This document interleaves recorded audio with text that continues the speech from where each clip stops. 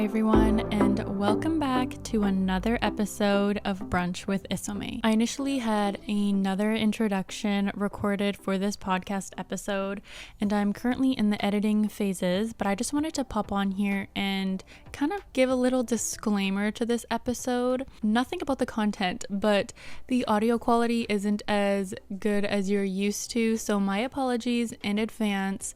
I must have not plugged in the microphone properly, but I hope you still enjoy this episode. There is a lot of good advice in there, and yeah, let's get on with the rest of this episode.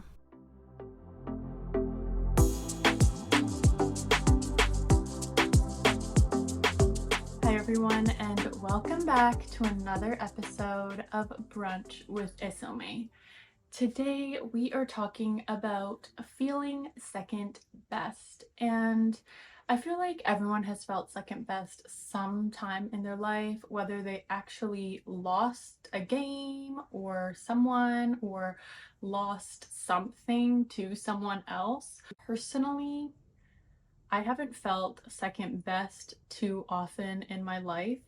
And that's not to brag and be like, oh yeah, I'm so good at everything and my life is perfect. Not at all. But I haven't felt second best. I think it's because it's a mindset more than a reality in most cases. A lot of the time when you feel second best, you're feeling that way because you're allowing yourself to believe that. And I just didn't grow up to have that part of my personality or part of the perception I had of myself. So even if someone was better, someone was prettier, someone was smarter, someone was, better than me in something, I never really felt second best. And I'm here to share with you why that is and how you can improve your mindset. That's the basis of this all. Improve your mindset, because no one can make you feel second best unless you allow them to. This is what this podcast is going to be about. 7 things that you could take with you to not feel like you're second best. Before we start with this episode, we are going to start it the way we always do, with my peak of the week and valley of the week. I would say my peak of the week is I feel like I'm getting a little more organized with my content creation. As I mentioned in my previous YouTube video, if you're not already subscribed, go to Isome on YouTube.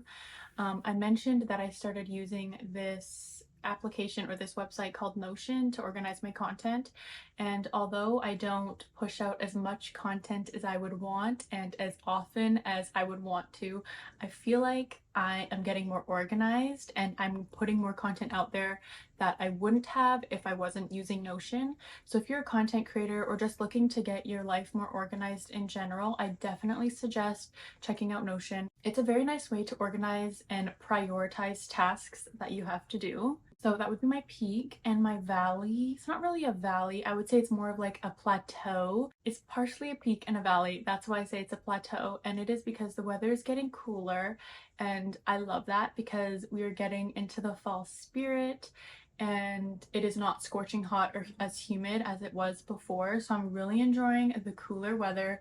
And everyone knows I love, love, love my fall and winter fashion because I love coats and sweaters and just layering. So that's been a really nice part of this fall. But I would say the valley is the leaves aren't changing color. Like, trees that are leafy are green still, and I'm like, this is October. Like, I want to have cute fall photos and look around and see all the colors, but everything is just green or brown. I'm hoping this, in November it'll change. It's fall and I'm feeling like it's fall because of the weather, but when you look around, you wouldn't be able to tell. We are in the 11th month of the year. How crazy is that? I hope that you guys are reaching the goals you set out for yourself at the beginning of the year. If you have not started those goals, it is never too late to start. You still have 2 months till the end of the year, so you might as well get started a little early for next year, or just piece together what you can before the year ends. Don't just rush and be like, oh yeah, it's the end of the year already, it's November, it's October, whatever. You still have 2 months left, so keep running, keep grinding, and do what you gotta do to end the year off right. We're gonna get started with the main part of this episode. It's not gonna be a super long one, but I hope you guys enjoy it nonetheless, and take what you learned from this episode and apply it to your life, especially if you have the tendency to feel second best. Everyone, as I said in the beginning, has felt that feeling before. Whether you've lost a championship game and you actually won second place, whether you and your friend who studied together and they got a better mark than you on a grade, or maybe the guy you likes someone else. Sometimes that brings up that feeling of maybe I'm not good enough, or this person is better than me in this way, shape, or form, or maybe I just need to change this or this about myself, when in reality, it's all mindset, and you can only feel second best if you allow someone to make you feel that way. And self-talk is really important. So let's dive in to point number one. Don't compare yourself to others. And it seems so cliche and easy to say, but I'm specifically talking about not comparing yourself to others online. Everyone knows that people only post the highlights of their life online. It is rare that you see someone or a content creator who is putting out the bad sides or the sad or the frustrating parts of their life online. People typically enjoy watching positive things, and that is posting the peaks of your week and the peaks of your life, trips, your engagements, you hanging with your friends. That's not to say that if you're a person who only puts out positive content or the peaks of your life, that's a bad thing, because I do that too. Me personally, I don't like focusing on the bad, and typically the things that happen in our life that are bad are personal, and putting too much personal information online isn't really the best idea. So when you're looking at people's profiles, or when you're, obsessing over an influencer or this group of girls you're seeing all the time, you need to realize that everything you're seeing is curated, edited in some way, shape, or form, and planned out. Especially with the clean girl trend, the soft life, the fall girl, like everything is planned. These outfits are curated and planned ahead of time. Money and time and effort was put into each of those effortless photo shoots you're looking at on these profiles and all over your feed. So don't compare yourself to what you see online, because to an extent, it is all fake. In reality, it is only maybe 20% of that person's actual life that you're seeing, and you're not seeing the 80% that they're actually going through. Don't compare their 20% that they put online to your 80% that no one can see, because they also have that 80%. They're just not posting about it. And I find this funny too, because I feel like I'm guilty of this. People have DM'd me before and they're like, wow, you look like you're having so much fun in Dallas. Like your life is perfect. It's like turning out. You're just, living your best life. And I'm like, yeah, but I'm not posting all the hardships. I'm not posting about, all the sleepless nights, those moments where you're living in like a near dangerous neighborhood and you're feeling sketched out. Like I'm not posting that. So of course they're not going to see that, and they're not going to think about my 80%, right? So I guess you just have to be mindful to remember, yes, you're looking at their gorgeous outfits, their beautiful life, their cute relationship, their couple outfits, all that stuff, but that's only 20%. Tip number two for getting over the feeling of being second best is to not put so much pressure on yourself when you see other people get what you want before you get it. For example, maybe you see someone your age already get married and you're thinking, I haven't even had a real boyfriend yet. Just because someone got somewhere before you did, and just because you want what they have or wanted what they currently have, doesn't mean that your time isn't coming. It just means that everyone's timeline is different. And I'm not going to sit here and be like, just because you want something really badly, it's going to happen, because sometimes that's not in the cards and sometimes that's not reality. But that just means there's something greater for you that's coming ahead. And don't waste your time sulking and being upset over what other people have. And I would just say focus on yourself to make yourself better and the best person that you can be, rather than thinking, What's wrong with me? Stacy already got engaged. We went to the same university. We had the same friends. How is she already engaged and getting married and I'm still living at home? Or, you know what I mean? There's so many different variations. I find when you look back on your life, you realize that there's less and less you want to change because everything happens for a reason, and it's easier to see the butterfly effect when you're looking back on your life. I feel like when I look back on my life, there is not too many things that I would change because I'm so grateful for the position I'm in right now. And I find if you do that as well, you'll notice, oh yeah, I was supposed to meet this person at this time, and they were supposed to, introduce me to this person that got me this job, that had me move across to this state. Everything is a chain reaction, and you are meant to be where you are for a reason. And there's no point in wishing you could be someone else or wishing you had something else in your life that wasn't meant for you in this particular time. I also think it's important to remember that not everyone's finish line is the same. It's easy to say, yeah, our journeys aren't the same, but we'll end up at the same finish line.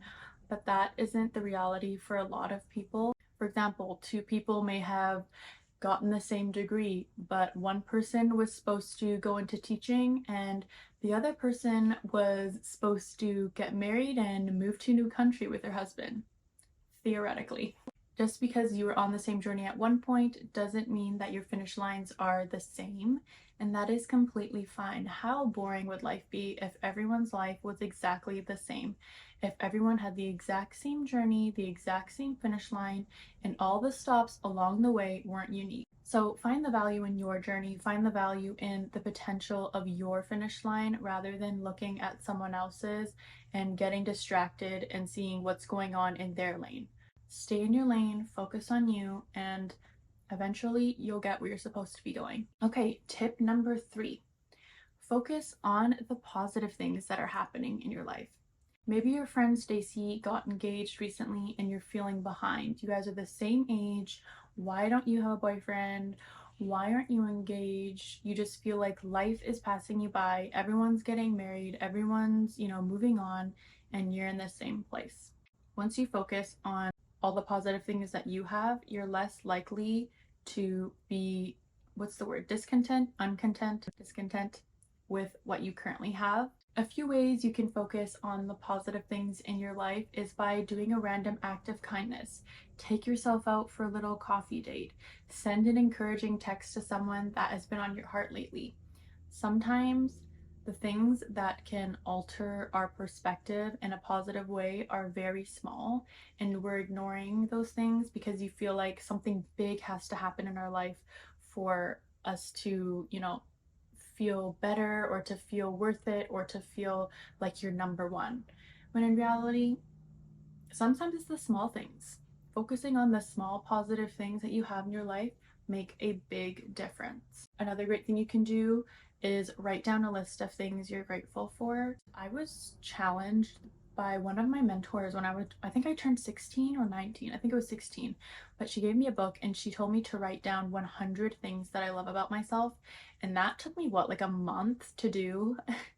But by the end of it, I believed every word I wrote down in that notebook. So if you write down as many things as you can think of things you were grateful for, I promise you will feel much more positive at the end of writing that list than you did when you first began. Another way you can get over feeling second best is by surrounding yourself with people that can be genuinely happy for you and your achievements, and that you can be genuinely happy for it as well. A lot of times we get in this, especially girls, we get in this competitive mode for something that's not even a competition, and someone has a success and you're secretly envious or you're secretly jealous or you're happy for them, but you're wishing that it was you instead.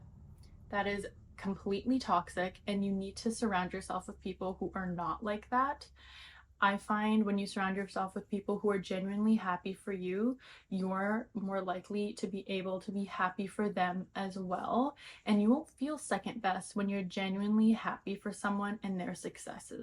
That is the tea, girl. That is literally the tea. You won't feel second best to someone if you are genuinely happy for their successes. Take that with you. That was a golden nugget right there. I want to challenge yourself. Think right now, do you have 5 girls in your life that you feel like you can be genuinely happy for their success? Let's say these girls got married, they got a promotion at their new job. Let's say they just got a brand new car. Let's say they just bought an apartment, they're making 6 figures. Do you have 5 people that you can think of? Yeah, I can be genuinely happy for their successes. And if you can, you already know you're on the road to recovery, if not already recovered from feeling second best and having those imaginary competitions in your mind.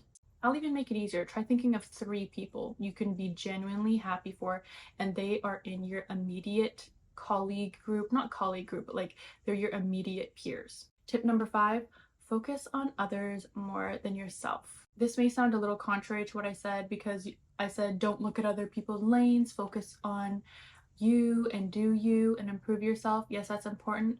When I say focus on others, I mean in the sense of helping others. The way you can do this is maybe volunteer at an animal shelter, volunteer at a soup kitchen. When you realize there are other people who are less fortunate than you are less likely to be boohoo on yourself and more likely to be grateful for the position you're already in. Fellowshipping and being around people who are positively working for something greater is just so empowering and uplifting. You are less likely to focus on what you're lacking and more likely to realize how much you already have. You'll find the more you focus on doing things for others, the less concerned you are about the surface level things in life that you were comparing before. Okay, tip number 6, keep promises to yourself. Be disciplined in your life. Make yourself proud in the small things and in the big things. But the only way to be proud of yourself in those big accomplishments is to be proud of yourself when you keep promises, little promises to yourself. For example, you'll wake up and be like, okay, today I'm going to fold this basket of laundry that's literally right over there. And if I don't keep that promise to myself, subconsciously you are trusting what you say less and less. So to build that trust within yourself, keep those small promises. So right after recording this podcast, you know what I'm gonna do? I'm gonna fold that basket of laundry. And it's those little things that add up to be able to trust myself in what I say and trust that my discipline is a sure thing. Maybe a small promise to yourself could be going to the gym once a week, maybe twice a week, maybe 3 times a week. And by the end of the week, if you completed going to the gym 1 time to 2 times, whatever you promise yourself, treat yourself. Another small promise that you can keep to yourself that is very beneficial, whether you notice it in the beginning or not, is committing to tidying your space 10 minutes before bed.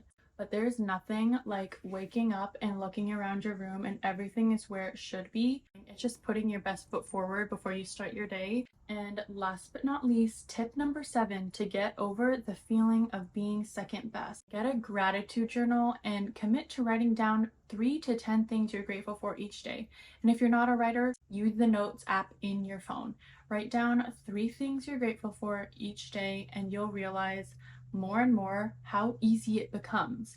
And you're not going to be thinking, oh, Stacy has this, Stacy has a boyfriend, Stacy has a new dog, Stacy has a new apartment, Stacy has a new car, Stacy has this new job promotion. You're not going to be thinking that. You're going to think, wow, Isome has a roof over her head. Isome has clothes. Isome has a family. You know what I mean? That in turn will promote you feeling like you are number 1. You no longer will be second best because you're not comparing yourself to someone else.